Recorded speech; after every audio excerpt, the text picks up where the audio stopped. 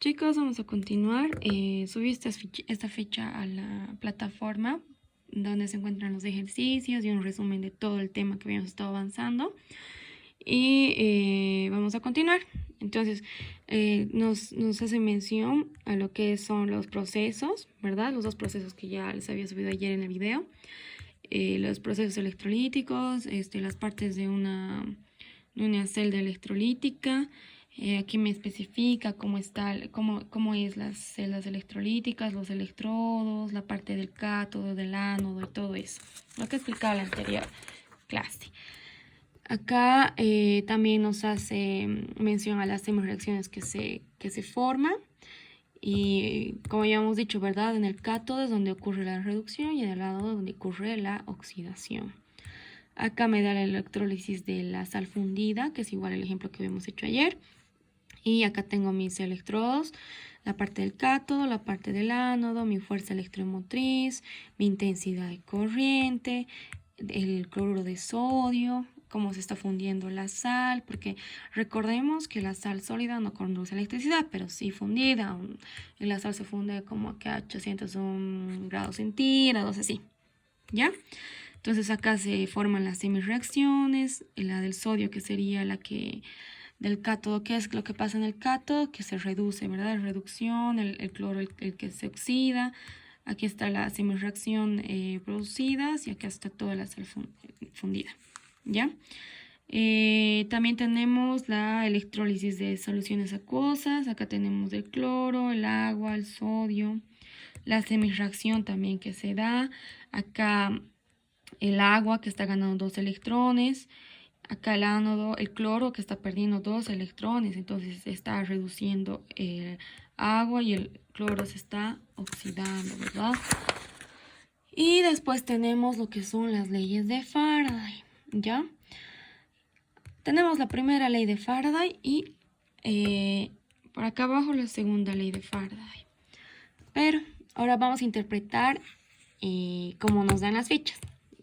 Entonces, la primera ley nos dice la masa se libera o deposita en un electrodo es directamente proporcional a la cantidad de electricidad que atraviesa por la celda, ¿no es cierto? Lo mismo que la anterior. Entonces acá, pero el peso equivalente lo está como que simplificando de esta manera. EQ-gramo, ¿verdad?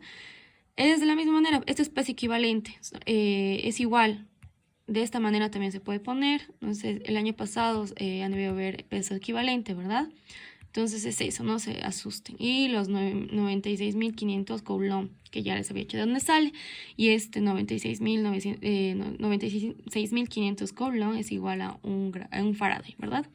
Aquí me dice qué es lo que es cada uno de estos elementos que nos dice. Masa mx es igual a masa liberada o depositada. Q es la carga en Coulomb, esta Q. EQ-G, X es el equivalente en gramo o el peso equivalente, es lo mismo de la sustancia, ¿verdad? Que estamos trabajando. F es Faraday, ¿ya? Y de acá me dice, otra ecuación me está demostrando, X es igual al peso equivalente por Q', me dice. Entonces, Q' está en Faraday, ¿no es cierto?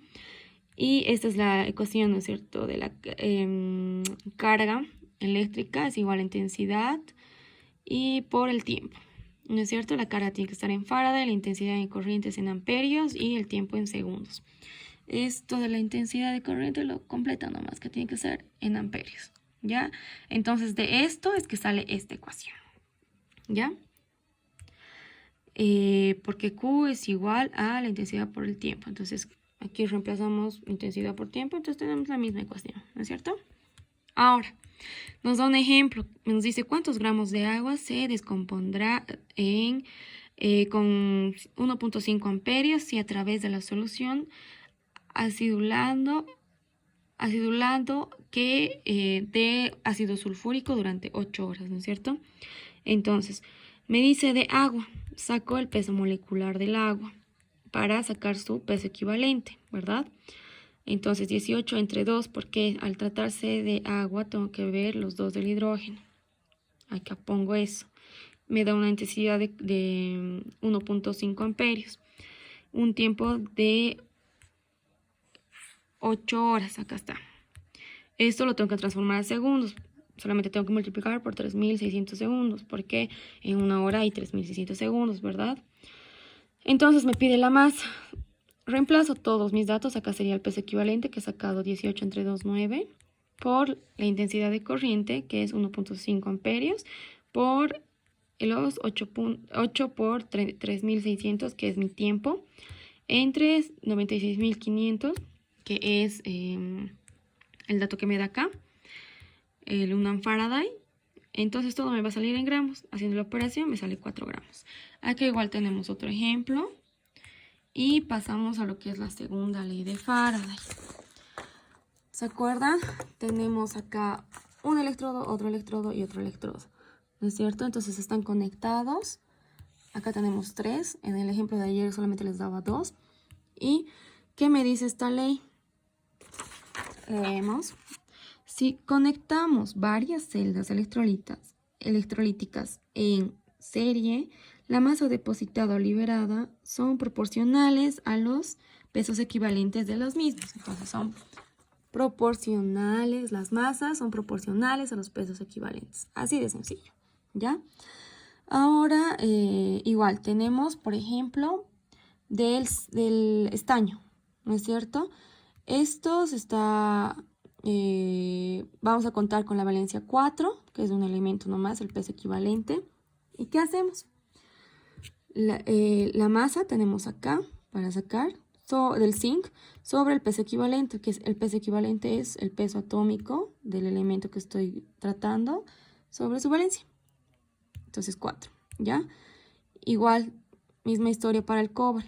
Me dice que su peso, en este caso, está conectado en serie, ¿verdad? Pasamos al cobre. Este sería 63,5. Entonces, sobre 2, ¿no es cierto? Porque el cobre está trabajando acá con 2. Ese sería mi peso equivalente. O mi equivalente gramo, que es lo mismo. Y por último, estamos conectados al hierro. Y me dice que su peso equivalente es, diré, su peso atómico es 56. Entonces, para sacar su peso equivalente, 56 entre 3, porque el hierro está trabajando con 3. ¿No es cierto? Así. Miren, acá tenemos un ejemplo. Lo revisan, súper sencillo. Tenemos que hallar. Nos dice, se colocan 2 celdas electrolíticas en serie.